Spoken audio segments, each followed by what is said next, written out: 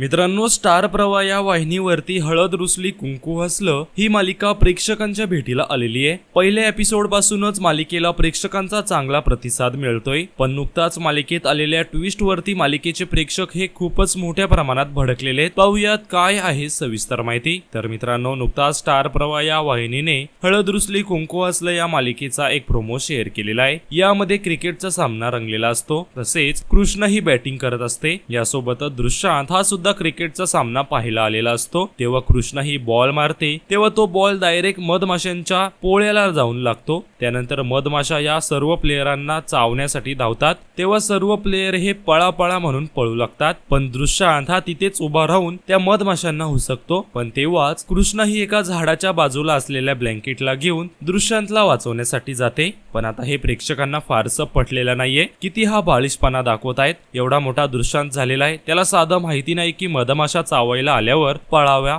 तिथल्या तिथेच तो हात फिरवत राहिलेला आहे आणि ग्राउंड वरती ब्लँकेट कोण आणतं? दृश्यांतला एवढ्या माशा चावतायत, पण कृष्णाला एकही माशी चावत नाहीये। मालिकेचा लेखक काय डोक्यावर पडलाय का? काही ट्विस्ट दाखवतोय, फालतू मालिका, आम्ही ही मालिका पाहतच नाही असं म्हणत सध्या प्रेक्षक हळद रुसली कुंकू असलं या मालिकेवरती भडकलेले। तर मित्रांनो, तुमची या संदर्भात काय प्रतिक्रिया आहे हे आम्हाला कमेंट्स मध्ये नक्कीच सांगा।